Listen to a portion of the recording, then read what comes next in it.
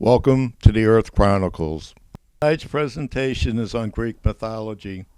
There are many myths to choose from, but we are limited by space. Hence, we will cover those topics most applicable to our overall message, namely the four ages of man and the battle between the gods. Ancient civilizations acknowledged that their myths, dating back thousands of years before the Common Era, were based on astrotheology.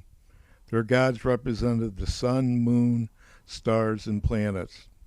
The focal point was the sun and its all-powerful role of heating the earth and providing light during the day. The world was a different place at night. It was dark, cold, and dangerous.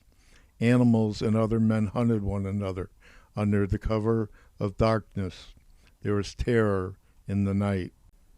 The observations of the sun and its daily, monthly, annual, and processional movements gave rise to a multiple set of complex myths in which the sun was personified as God. The sun's value as a life-giving force was unquestionable. Hence, it was worshipped and revered. A high priest or priestess that could predict a solar or lunar eclipse was like a god, or at least his representative here on earth. The sun was considered to be divine. It was either a god, the god, or a son of God. Such beliefs were common in the mythologies of India, Greece, Babylon, Rome, and Egypt, and many other nations as well. The Greeks had four primordial entities from which the cosmos sprang forth: chaos, Gaia or earth, Tartarus within the depths of the earth, and Eros or desire, quote, fairest amongst the deathless gods, who unnerves the limbs and overcomes the mind, and wise counsels of all gods and all men within them, end of quote. Remember Eros. He has a big part to play in man's destiny. From chaos came Erebos or darkness and Nyx, night. And Nyx, quote, from union in love, close quote, with Erebos produced ether or brightness, and Hemera, day. From Gaia came Uranus, sky, the array of mountains, and Pontus, the sea. The first four gods are primordial beings. They are not begotten. They are self-existing. They eternally go forth from the unmanifest to the manifest, similar to how the tides go from low to high, or as a human breathes in and out. The universe breathes, as do all living entities. Hence, there can be no evolution without devolution, and no devolution without evolution, which the Upanishads denote as an inbreathing and outbreathing of the universe, or a day and a night of Brahma. It is the process by which pairs of opposites balance one another. Notice that from chaos came Erebos, or darkness, and Nyx, night. There is no union here between two entities creating or giving birth to an offspring. However, Nyx, quote, from union in love, close quote, with Erebos, produced ether or brightness, and Hemera, day. Here we see sexual union producing offspring. From Gaia came Uranus, sky, Uria, the mountains, and Pontus, the sea. There is no union or sexual act referred to as producing these entities. Uranus laid with his mother, sister Earth, and begot 12 gods, 6 male and 6 female, the Titans. This was an act of sexual generation by two beings, or the personification thereof. Note the number 12, the same number of apostles and months of the year.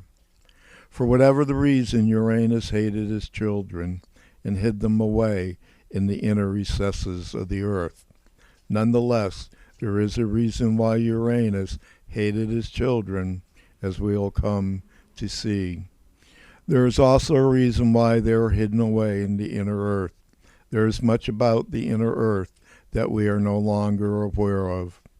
Uranus's behavior caused Gaia great distress, and she plotted her revenge. She went to her offspring and said, quote, "My children, gotten of a sinful father, if you will obey me, we should punish the vile outrage of your father, for he first thought of doing shameful things." End of quote. So she said, but fear seized them all, and none of them uttered a word. Finally, Kronos, the wily one, took courage and answered his mother, quote, "Mother, I will undertake to do this deed, for I reverence not our father of evil name, for his first thought of doing shameful things." So he said, and vast earth rejoiced greatly in spirit, and hid him in ambush. Between his hands she placed a sickle, and revealed to him the plot. And Uranus came, bringing on night and longing for love. He lay about earth, spreading himself upon her. Cronus from his ambush stretched forth his left hand, and in his right took the long sickle with jagged teeth, and swiftly lopped off his father's members, and cast them into the seas below. With this one act, Uranus was no longer a ruler. Now his son Cronus was. Notice that Gaia said that Uranus was a sinful father, that he was full of vile outrage and did shameful things. And Cronus replied, quote, "He had no reverence for his father of evil name, for he thought of shameful things." Close quote. What might be these vile and shameful things that Uranus did? It is important to note that once Uranus was castrated, he no longer laid with Mother Earth. The begetting had stopped. Once again, we see the emphasis on sex. This was before man walked the earth. In other words, only the gods were involved. Although Cronus now ruled the cosmos, he was worried about securing his reign. Both Gaia and Uranus foretold that one of Cronus's children would overthrow their father, just as he had overthrown his father, Uranus. Note how similar this is to the Sumerian myth of Tiamat and Marduk and the rest of the warring gods. Recall how Set killed his brother Osiris, and how Osiris's son, Horus, sought revenge by killing Set. Horus was the son, S-O-N, of the sun, S-U-N. Recall that the only part of Osiris that could not be found was his manhood. When Cronus married his older sister Rhea, he made sure to swallow each of the children she birthed: Hestia, Demeter, Hera, Hades, Poseidon, and Zeus, the Olympians. Rhea was filled with sorrow. However, when Rhea was pregnant with Zeus, she begged her parents Gaia and Uranus to help save Zeus. Rhea went to Crete to give birth to Zeus, and Gaia took the newborn to raise, hiding him deep within the earth. Rhea gave Cronus a huge stone wrapped in baby's clothes, which he swallowed, thinking that it was another of Rhea's children. After reaching manhood, Zeus forced Cronus to disgorge first the stone, then his siblings, in reverse order of their swallowing. Zeus then released Cronus's brother and the Cyclops from their dungeon in Tartarus. As a token of their appreciation, the Cyclopses gave Zeus thunder and the thunderbolt, which had previously been hidden by Gaia. Together Zeus, his brothers and sisters, the Hecatoncheires, and the Cyclopses overthrew Cronus and the other Titans. The defeated Titans were cast into a shadowy underworld known as Tartarus. Atlas, one of the Titans who fought against Zeus, was punished by having to hold up the sky. Heracles later saved Atlas. Another Titan, Prometheus, did not fight against Zeus. As an award, Zeus did not imprison Prometheus in Tartarus with the rest of the Titans. Instead, he gave Prometheus the task of creating man, which he did. Zeus demanded mankind to offer sacrifices to him. Prometheus tricked Zeus into accepting bogus sacrifices, Zeus responding by taking fire away from man. Prometheus then stole fire from the sun and gave it back to man below. This angered Zeus, and he chained Prometheus to a huge rock, where a vulture ate his liver nightly. Zeus then made an evil thing for men as the price for fire. The famous limping god formed of the earth the likeness of a maiden as the son of Kronos ruled. And the goddess Athena clothed her with silvery raiment, and down from her head she spread with her hands a broidered veil, a wonder to see. And she, Pallas Athena, put about her head lovely garlands, flowers of new-grown herbs. She also put upon her head a crown of gold, which the limping god made himself and worked with his own hands as a favor for his father. But when he made the beautiful evil to be the price for the taking of fire, he bought her out, delighting in the finery which the bright-eyed daughter of a mighty father had given her, to the place where the other gods and men were. And wonder took hold of the deathless gods and mortal men when they saw that which was sheer guile, not to be withstood by men. From her came forth the race of women and female kind. Of her is the deadly race and tribe of women who live amongst mortal men to their great trouble. No helpmeets in hateful poverty, but only in wealth. And as in thatched hives bees feed the drones, whose nature is to do mischief, by day and throughout the day until the sun goes down, the bees are busy and lay the white combs, while the drones stay at home and reap the toil of others into their own bellies. Even so, Zeus, who thunders on high, made woman to be an evil to mortal men, with a nature to do evil. Her name was Pandora, and she was given a special box, which she was supposed to take to Prometheus' brother. Curiosity got the better of her, and she opened the box. All hell broke loose, and every kind of evil was unleashed upon the earth. And he gave them a second evil, the price for the goods they had.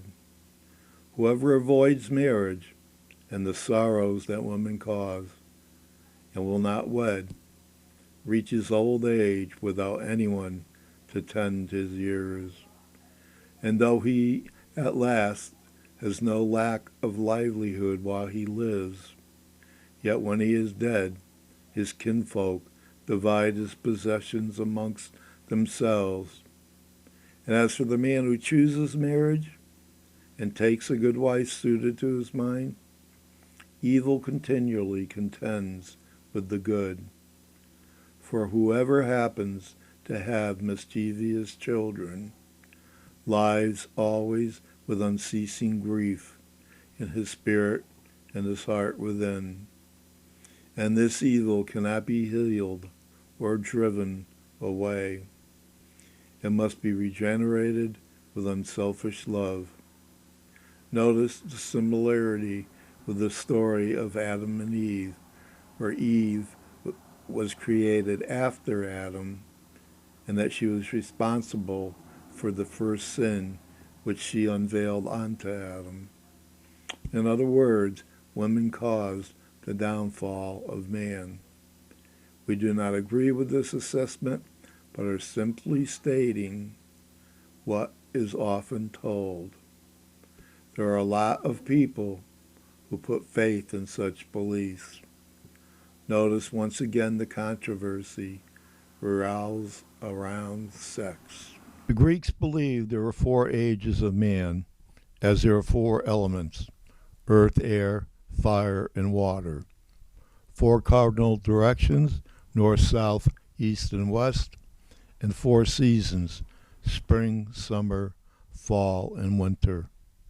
Place a cross within a circle, and 4 right angles of 90 degrees appear. 4 is one of the divine numbers of creation. The 4 ages are composed of a golden age, a silver age, a bronze age, and an iron age. These 4 ages are commensurate with the Yuga cycles of the Hindus: Satya Yuga, Treta Yuga, Dwapara Yuga, and Kali Yuga. These 4 ages last for 24,000 years in a full cycle and 12,000 years in a half cycle. We are presently in a half cycle that began approximately 12,000 years BC. Hesiod wrote, "Golden was the first age, which with no one to compel, without a law of its own will, kept faith and did what was right. There is no fear of punishment, no threatening words were to be read on brazen tablets. Not yet were cities begirt with steep moats. There were no swords or helmets. There was no need of armed men, for nations, secure from war's alarms, passed the years in gentle ease. The earth herself, without compulsion, untouched by hoe or plowshare, of herself gave all things needful. And men, content with food, which came with no one seeking, gathered the fruit from the mountainsides, berries hanging thick upon the prickly bramble, and acorns falling from the spreading tree." And Ovid wrote that when it was an eternal spring, and the gentle zephyrs with their soothing breezes cherished the flowers produced without seed, soon the earth unplowed yielded crops of grain, and the land, without being renewed, was whitened with the ears of corn. Rivers of milk and nectar flowed freely, and the yellow honey was distilled from the oak. It was a paradise. Man did not have to work for his food, as nature provided it on her own, similar to the Garden of Eden. Man was honorable and just, hence there was no need of laws, and there were no seasons as of yet. There only was eternal spring. During this age, Cronus ruled the heavens and the earth. Man was in a state of innocence, purity, freedom, and simplicity, ruled by divine justice. Disease and death were unknown. These themes include 2 of the Chronicles' key beliefs: innocence, not yet knowing the act of sex, the chastity to keep it that way, and the immortality of man, whereby he does not have to die. The Golden Age ended when Prometheus gave mankind the gift of fire and art. Note that the Golden Age was the only age ruled by Cronus. Compare this to the story of the Golden Age in the Mahabharata of India. Quote, "The Krita Yuga was so named because there was but one religion, and all men were saintly. Therefore, they were not required to perform religious ceremonies. Men neither bought nor sold. There was no poor or rich. There was no need to labor, because all that men required was obtained by the power of will. The Krita Yuga was without disease. There is no lessening with the years. There is no hatred, no vanity, or evil thought whatsoever, no sorrow, no fear. All mankind could attain to supreme blessedness. The universal soul was white. The identification of self with the universal soul was the whole religion of the perfect age. End of quote. Next came the age of silver, which was a step down from the age of gold. Zeus overthrows his father Cronus, just as Cronos overthrew his father Uranus. Virtue and honor diminishes. Men no longer lives like gods.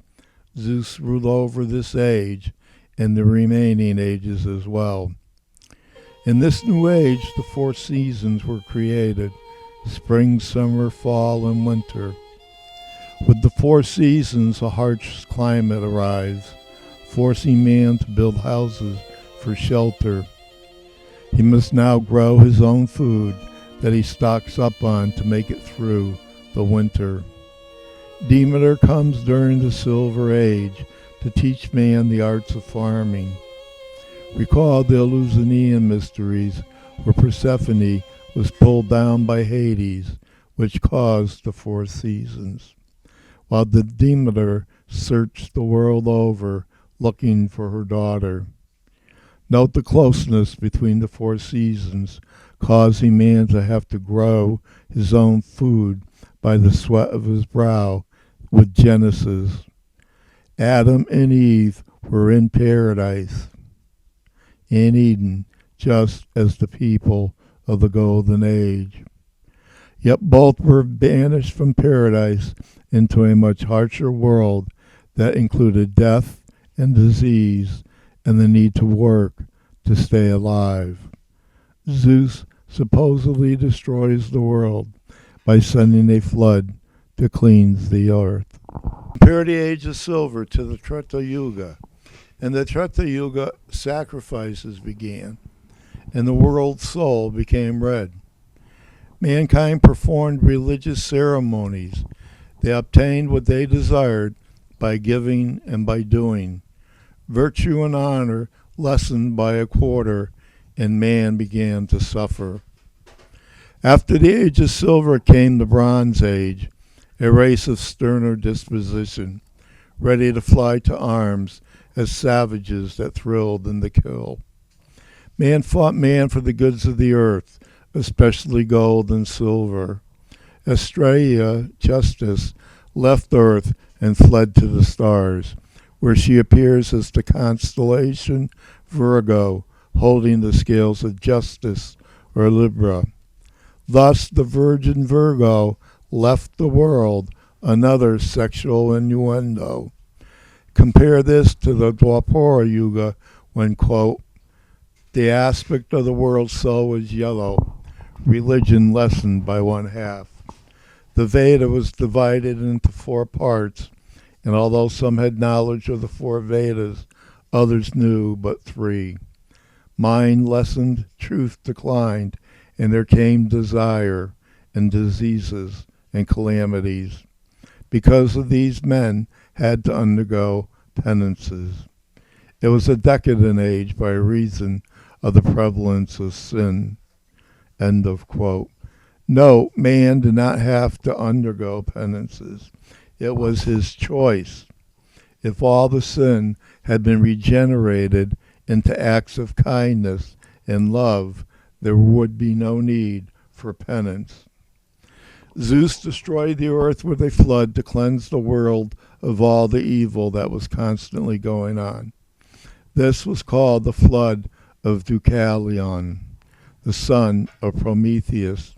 Deucalion built an ark and repopulated the world, just as Noah and his sons did. Then came the age of iron, when men continuously fought one another. Brothers no longer loved their brothers, and sons inquired into their father's years in search of inheritance before its time. The husband longed for the death of his wife, she of her husband. Stepmothers brewed deadly poisons. All were touched by evil. None were unaffected. The father does not agree with his children, nor the children with their father, nor guest with his host, nor comrade with comrade. Nor will brothers love each other as they once did. Men dishonor their parents as they attain old age. There will be no merit for the man who keeps his word, or for the just, or for the good. Rather, men will praise the evildoer and admire his audacity and violent dealings. Strength will be right, and respect will vanish as an empty word. So what do these myths tell us? First, we have a set of older and younger gods giving battle to one another, just as we saw with Tiamat and Marduk in Mesopotamia, as well as the battle between the archangel Michael and his hosts when they cast Lucifer and the other fallen angels out of heaven. Zoroaster has an ongoing battle between the dark side and the angels of light, as does Mithras and Mitra. We find that the gods are like men. They eat, sleep, and have sex, not only with one another, but with humans as well. Incest is prevalent, as is the overthrow of the ruling god by castration. Some of these gods produce sons and daughters on their own, without intercourse with one another, similar to the Immaculate Conception story. The Golden Age speaks of men who did not get disease or die. During this time, there were no other seasons. What could cause this to change? Is it possible that man can defeat death and disease? These beliefs are amazing on their own, but when coupled with similar myths from around the world, one gets the feeling that there is a central source from which all these myths had come. The Earth Chronicles is in search of this source of man's being and life.